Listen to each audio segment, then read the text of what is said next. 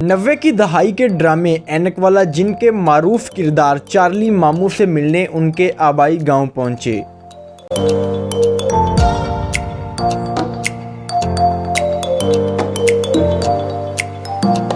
दरवाजे पर दस्तक दी तो चार्ली मामू गिरते संभलते अपने मुनफरिद अंदाज में बाहर आए।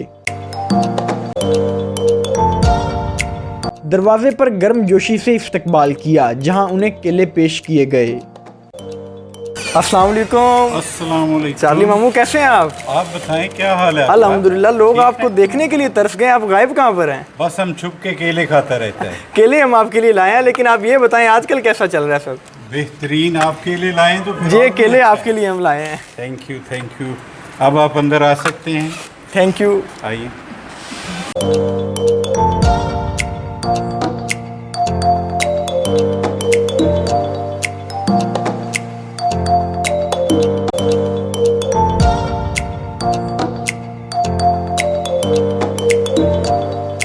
पाकपतन से उस कदीम ड्रामे में शोहरत की बुलंदियों तक पहुंचे, ये सब कुछ कैसे मुमकिन हुआ उस दौर में?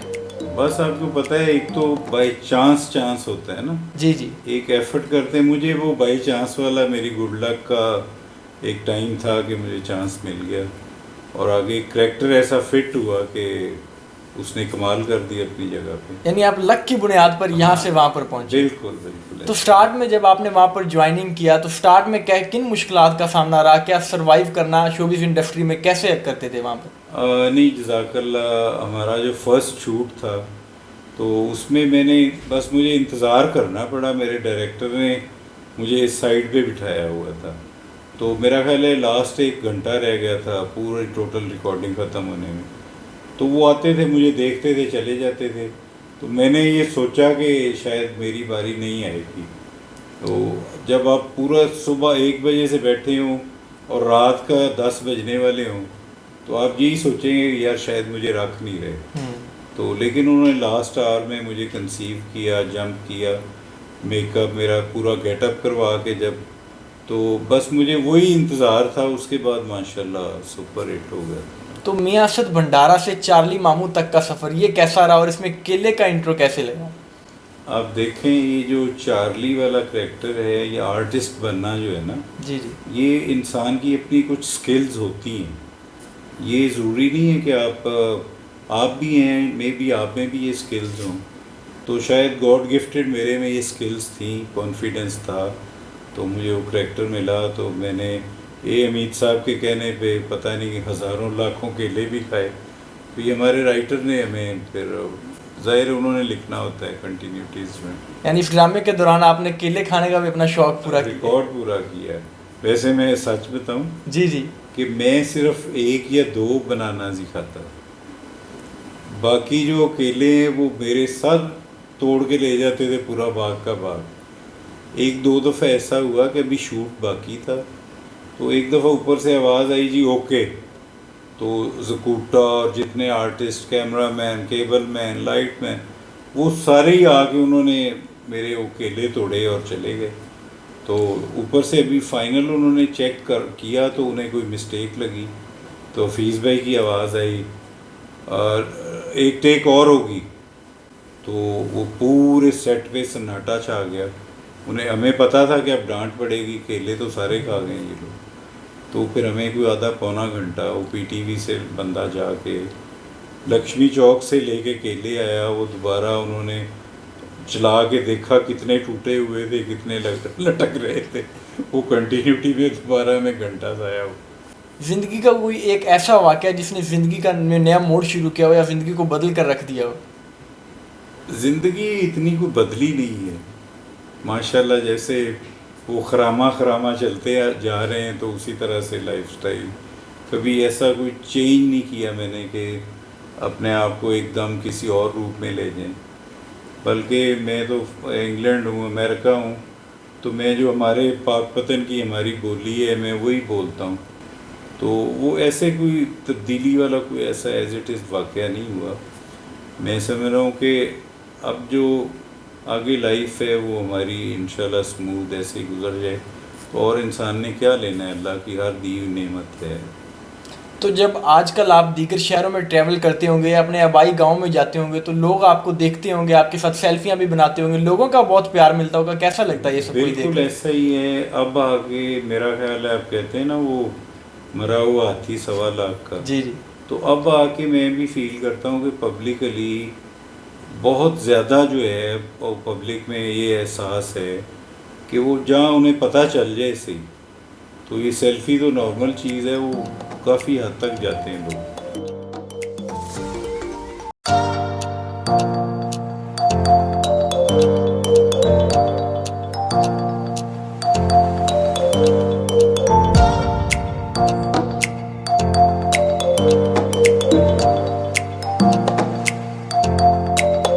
तो जिस ड्रामे में आपने काम किया ऐनक वाला जिन, ये शोहरत की बुलंदियों तक पहुंचने में 2 दफ़ा बंद हुआ, इसकी क्या वजह थी?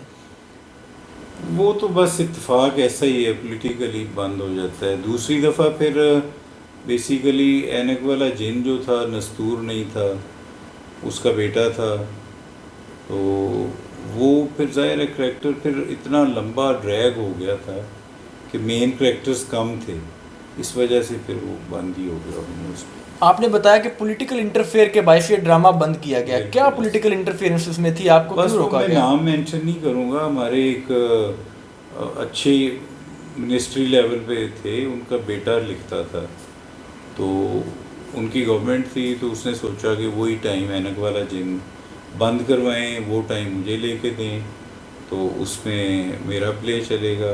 शोबिस इंडस्ट्री में आप शोहरत की बुलंदियों तक पहुंचे, उसके बावजूद अचानक इंडस्ट्री से दूर होने की क्या वजह है? बस जब लंबा काम हो जाए ना, तो फिर अपने काम जो छोड़ के जाने होते हैं, वो भी तो आप नहीं करने ना लाइफ में। जी जी। अगर आप बिल्कुल खाली हो, कुछ और काम ही ना हो, तो फिर तो आप लगे रहें। जिन लोगों का ज़िंदगी का वो सारा दारोमदार शोबिस पे है, वो कंटिन्यू रहते हैं, तो मुझे जज़ाकल्लाह कोई ऐसी कमी नहीं थी, तो मैंने सोचा कि अपने भी काम, फैमिली को भी टाइम दें। तो बस ऐनक वाला जिन में जो हमें मिल गया है पीक, वो शायद आगे मैं 100 करैक्टर भी करूं तो शायद ना मिले। ऐनक वाला जिन ड्रामे का जो मुआवजा आपको मिलता था वो कितना था, और क्या उस वक्त उससे सरवाइव करना मुमकिन था? नहीं, वो तो मजाक ही था। वो 2800 एक महीने का तकरीबन, या 3000 बनता होगा। जी जी। वो तो ना होने के वो तो बराबर। अखराजात से भी बहुत कम था। हाँ, उतने तो माशाल्लाह आप घर से निकले, आपको पता है बंदा खा पी जाता है, तो लेकिन एक गवर्नमेंट लेवल पे आपको वो था, ये तो पीटीवी को चाहिए था ना कि वेजेस वो पूरी, लेकिन वो बहुत बुरा हाल है इस हिसाब से। आप देखें, जब हम सीनियर क्लास में भी आए, तो मेरा ख्याल है मैक्सिमम 5,500 तक था, वही 700 वाला चेक। जब वो 5.5 हुए तब वैल्यूज़ ही और थी, वो भी ऐसे ही था जैसे 200 रुपये है। तो वो इंसाफ कहीं भी नहीं है आर्टिस्ट के साथ। तो इस ड्रामे के जो आपके दीगर कोलीग्स थे, दीगर इसके किरदार थे, उनकी आजकल क्या मसरूफियत है, क्या वो इसी इंडस्ट्री से अभी भी वाबस्ता हैं? हाँ, वो शोबिज़ में ही हैं। अभी नस्तूर हमारे प्ले कर रहे हैं, तो साथ सीप भी हैं, हमून जादूगर, बाकी सारे करैक्टर उन्होंने मेरा ख्याल है कोई अगर रखा है बेल बतौड़ी वगैरह कुछ, वो नए लोग ही रखे हैं उन्होंने कुछ, तो वो चल रहे हैं माशाल्लाह, अभी उनका ऑन एयर हो गया।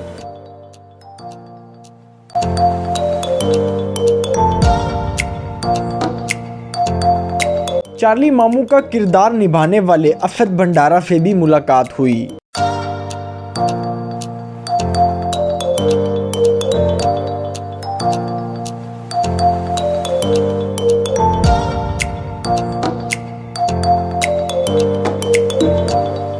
जी, तो चार्ली मामू की बातें तो आपने सुनी, लेकिन चार्ली मामू का करैक्टर निभाने वाले कौन हैं? ये हैं वो मियाँ असद भंडारा, जो कि चार्ली मामू का बैक रोल है और करैक्टर निभा रहे हैं। इनसे बात करेंगे। अस्सलाम वालेकुम। अस्सलाम वालेकुम तकीर, कैसे हैं? अल्हम्दुलिल्लाह, आप खैरियत से हैं? मैं ठीक ठाक बेटा, बिल्कुल। तो असद भंडारा का लाइफस्टाइल क्या है? चार्ली मामू का लाइफस्टाइल तो हमने जान लिया। असद भंडारा एक सादा सा इंसान है जी, वैसे माशाल्लाह जो आपने देखा है वही लाइफस्टाइल में आता है। जिस तरह चार्ली मामू का लाइफस्टाइल तन्ज़ो मज़ा से भरपूर है और दूसरों को महसूस करते हैं, क्या असद भंडारा का भी लाइफस्टाइल ऐसा ही है? नहीं, मैं थोड़ा समटाइम्स मुझे सीरियस रहना पड़ता है, क्योंकि आपको पता है इतनी बड़ी फैमिली को आप रन कर रहे हो माशाल्लाह। I got 6 daughters, they are all married.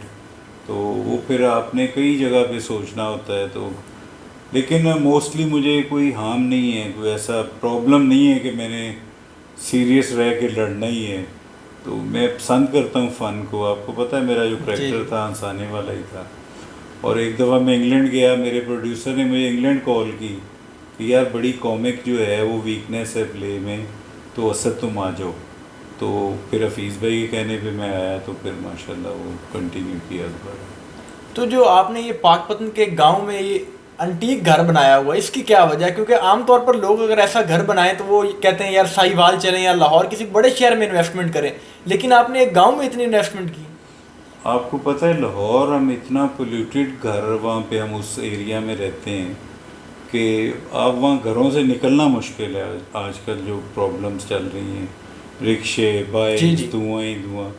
तो क्यों ना हमें यहाँ से, तो आपको पता है 6 मील हमारा पाकपतन शरीफ है जी।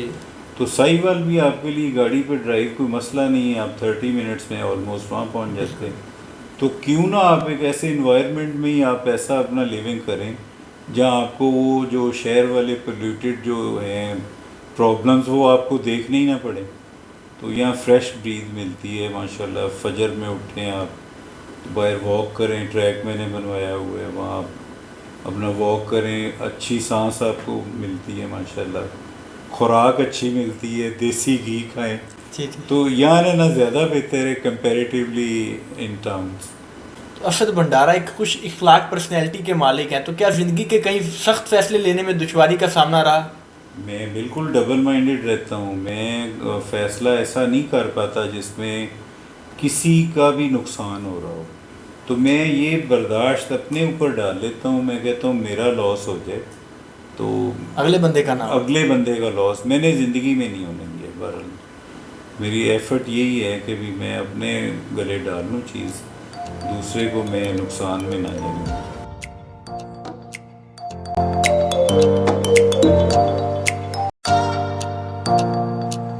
असद भंडारा ने ज़िंदगी पर बातचीत के बाद घर के मुख्तलिफ हिस्से दिखाए।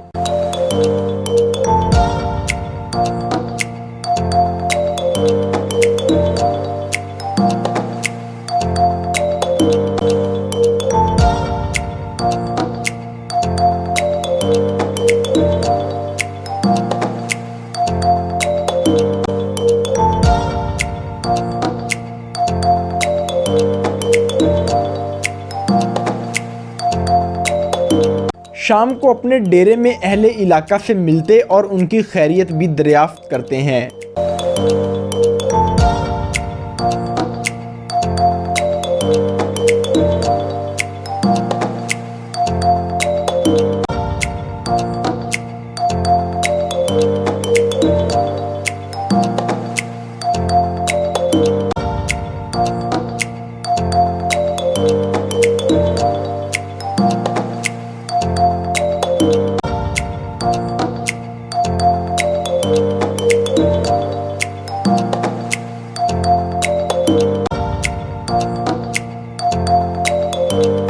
चार्ली मामू और मियां असद भंडारा से आज की मुलाकात यकीनन आपको आपके बचपन में ले जाएगी।